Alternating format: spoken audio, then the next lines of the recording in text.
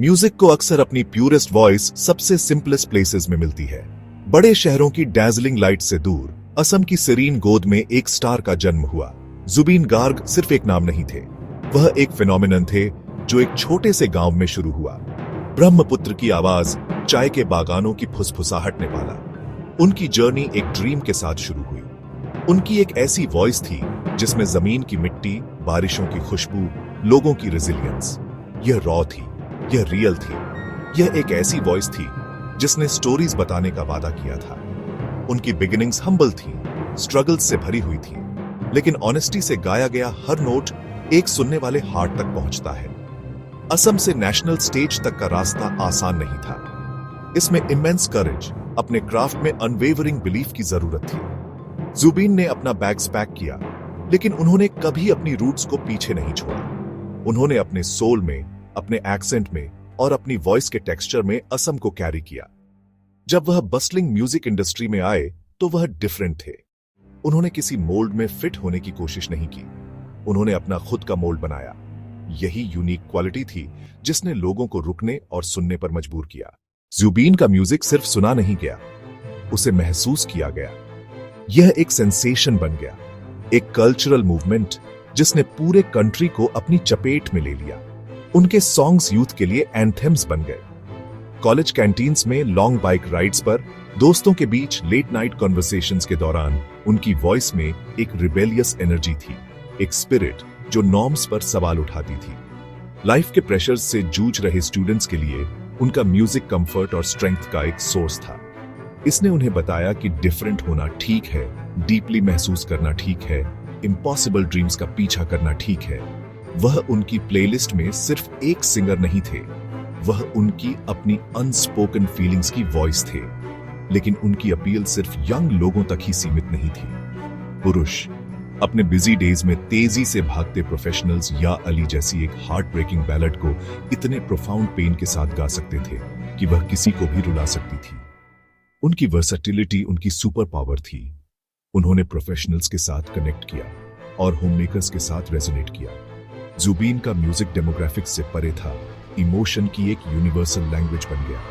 उनके सॉन्ग्स सिर्फ हिट्स से बढ़कर थे, वे फिनोमिना बन गए। एक ट्रैक रिलीज होता और कुछ ही दिनों में वह हर जगह होता। यह सिर्फ कैची ट्यून्स के बारे में नहीं था, यह रॉ, अनफिल्टर्ड इमोशन के बारे में था जो उन्होंने हर वर्ड में डाला। उन्होंने लव, हार्ट ब्रेक, लॉन्गिंग के बारे में गाया। उनकी वॉइस में एक खास मैजिक थी जो आपको ऐसे समय के लिए नॉस्टैल्जिक कर सकती थी जिसमें आप कभी नहीं रहे।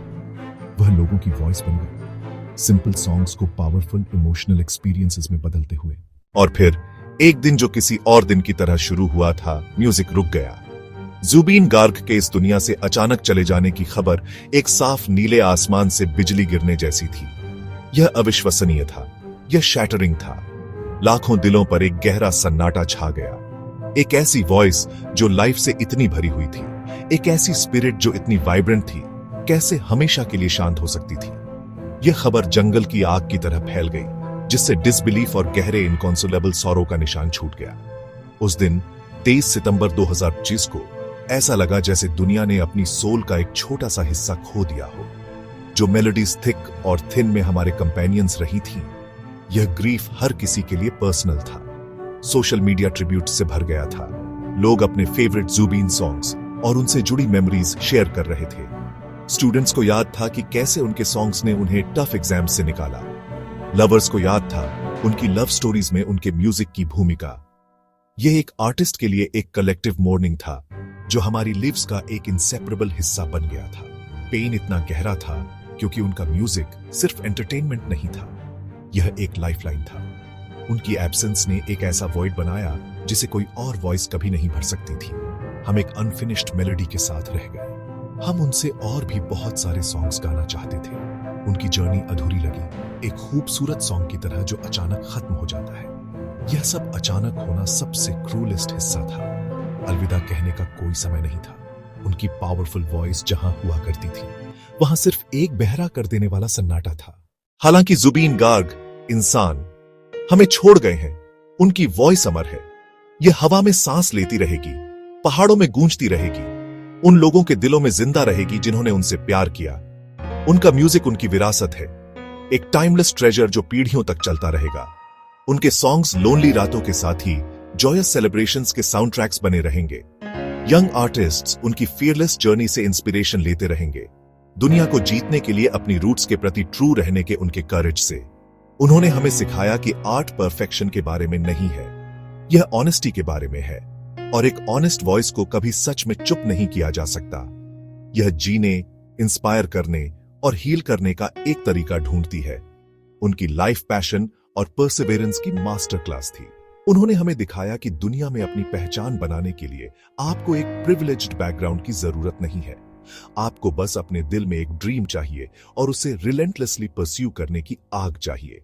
वह हर ड्रीमर के लिए होप की एक बीकन थे। उनकी स्टोरी हमें हमेशा अपनी यूनिकनेस को एम्ब्रेस करने की याद दिलाएगी। वह सिर्फ एक सिंगर नहीं थे, वह एक फिलोसोफर थे जिन्होंने अपनी मेलोडीज के जरिए कम्युनिकेट किया। उनकी लाइफ खुद उनका सबसे बड़ा सॉन्ग थी। स्ट्रगल, ट्रायम्फ और अनवेवरिंग ऑथेंटिसिटी की एक पावरफुल कंपोजिशन। गैंगस्टर सुनते ही हमें वह रॉ एनर्जी याद आएगी, या अली की गहरी उदासी के साथ हम उन्हें याद करेंगे। ये सिर्फ सॉन्ग्स नहीं है, ये इमोशनल लैंडमार्क्स हैं, हमारी अपनी लाइफ्स के फ्रैगमेंट्स। उनका म्यूजिक हमारी कलेक्टिव मेमोरी का हिस्सा बन गया है, एक शेयर्ड हेरिटेज जो हमें एक साथ बांधता है। तो हम अलविदा नहीं कहेंगे, इसके बजाय हम धन्यवाद कहेंगे। आपकी वॉइस हमारे दिलों की हर धड़कन में हमेशा गूंजती रहेगी। हर दिल में जुबीन फॉरएवर।